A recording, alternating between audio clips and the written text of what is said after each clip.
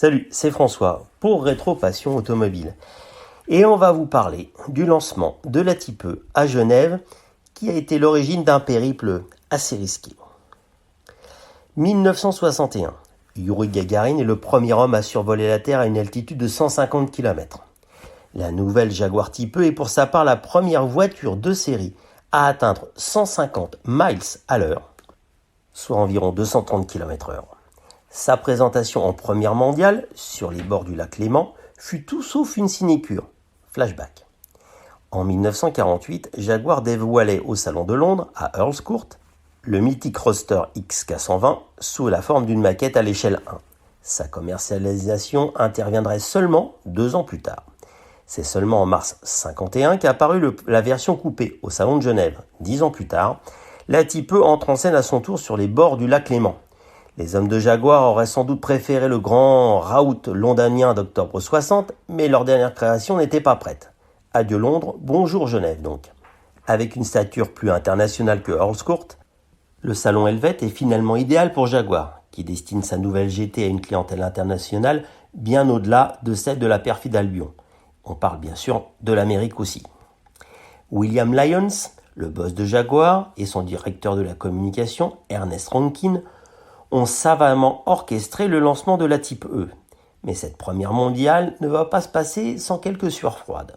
2 coupés, gris métal, Lyons préfère cette carrosserie à l'Open Two-Seat ou Roadster, étaient prévus, un pour le stand et un pour les essais. Hélas, le délai pour les finaliser est juste, d'autant plus que l'équipe d'ingénieurs dédiée à la Type E est assez réduite. Lyons préférant affecter la majorité de son staff à la conception des berlines, qui ont toujours réalisé le gros des volumes et des profits depuis le début de Jaguar. La petite E-Team a du pain sur la planche, moult détails restant à régler une fois les premiers exemplaires sortis de chaîne, comme l'étanchéité, la surchauffe moteur, etc. Pour la surchauffe moteur, ça ne sera pas tout à fait réglé. Le premier Fixed Head coupé produit et 5e Type E sorti de chaîne, le châssis 5005 donc, est finalisé à temps pour être envoyé en Suisse. La présentation à la presse est prévue le 15 mars 61, veille de l'ouverture du salon, au restaurant du Parc des Eaux Vives, au bord du lac Léman. Lyons exige au dernier moment qu'en plus du coupé 5005 exposé à l'intérieur du restaurant, un autre coupé soit présent à l'extérieur pour les photos. Le seul disponible, immatriculé 9600 HP, châssis 5002, est le second coupé construit. Il a déjà été utilisé moult fois par Norman Dewis, l'ingénieur essayeur en chef de Jaguar, puis prêté au magazine anglais The Autocar 15 jours avant le salon. Dépourvue de barre de calandre, c'est encore une pré-série, la seconde auto à rejoindre Genève a donc quelques milliers de miles au compteur.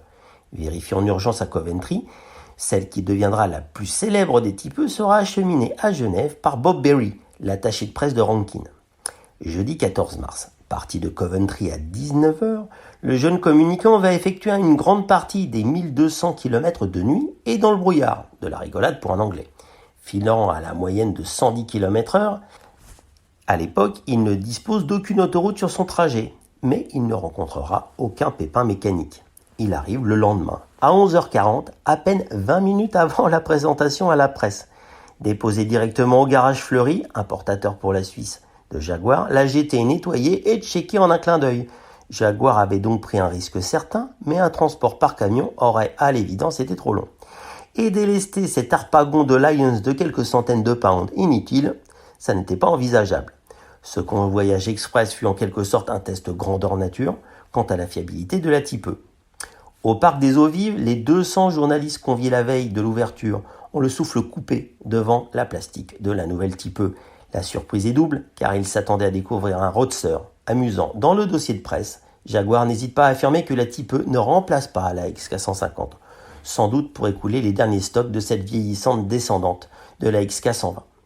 Les premiers jours du salon, la demande pour essayer le coupé 9600 HP est telle que Jaguar décide, encore au dernier moment, de dépêcher à ses côtés un roadster pour calmer l'appétit du public et des journalistes. Norman Dewis, en plein test de freinage avec le roadster de pré-série immatriculé 77 RW, reçoit l'ordre de Lyons de tout lâcher pour acheminer le véhicule à Genève illico.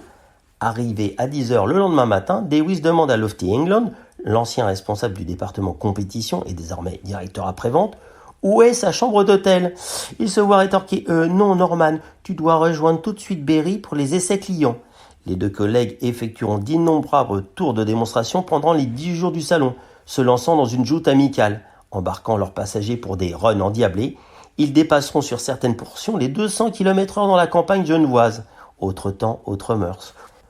Aux grandes dames de Mercedes et Ferrari qui s'évertueront en vain, et en connaissant quelques avaries, à battre les temps des imperturbables type E. Au terme du salon, 9600 HP et 77 RW auront parcouru plus de 5000 km cumulés. À son retour à l'usine, Norman Dewis rédigera un rapport de 5 pages répertoriant tous les points restant à peaufiner avant la montée en production à l'usine. La Type E fait un effet bombe à Genève, dont elle est incontestablement la vedette. Si elle est également présente sur le stand Jaguar, la XK150 remisée à 3 mètres du coupé Type E est presque ignorée.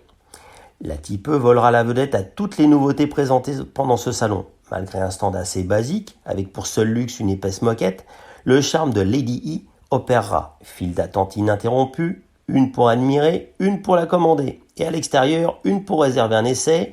Bousculade fréquente, on ne s'ennuyait pas sur le stand britannique. England eut même peur qu'on ne démonte le coupé exposé. Au total, plus de 200 personnes signeront un bon de commande sans forcément l'essayer, ni sans savoir quand elle sera livrée. La Type E est révolutionnaire à plus d'un titre, avec en particulier sa monocoque, sa suspension totalement indépendante et ses freins dits à disque inboard. Cerise sur le pudding, elle coûtait outre-Manche à peine plus de 2000 livres, taxes comprises, soit 55 livres de moins qu'une XK150. Capable d'atteindre 240 km/h, record pour une voiture de série, elle était même 2 à 3 fois moins chère qu'une Aston Martin ou une Ferrari concurrente. Pas plus rapide, mais d'une image sans doute plus prestigieuse. Chez nous, le coupé démarrait à 40 000 francs, soit 3 fois le prix d'une DS. Pour une somme similaire, on trouvait au catalogue Porsche une simple 356 mue par un 4 cylindres issu de la coccinelle. Idole de toute une génération et icône des swinging 60s, la Type E était une voiture de rêve. Mais qu'une clientèle assez large pouvait se payer et conduire dans un certain confort et sans avoir forcément de notion de pilotage. 15 jours après Genève, la XKE, dénomination de la Jaguar aux États-Unis, débarque à New York. Ignorant les mises en garde de l'usine, l'importateur américain a choisi ce patronyme car les types C et D étaient appelés XKC, XKD outre-Atlantique. La Type E devient la coqueluche du salon américain et engrange plus de 2000 commandes en 3 jours, l'équivalent de toute une année de production. Mieux, 6 sont vendus en une demi-heure après l'ouverture, dont une à Frank Sinatra qui s'écria « I want this car and I want it now ».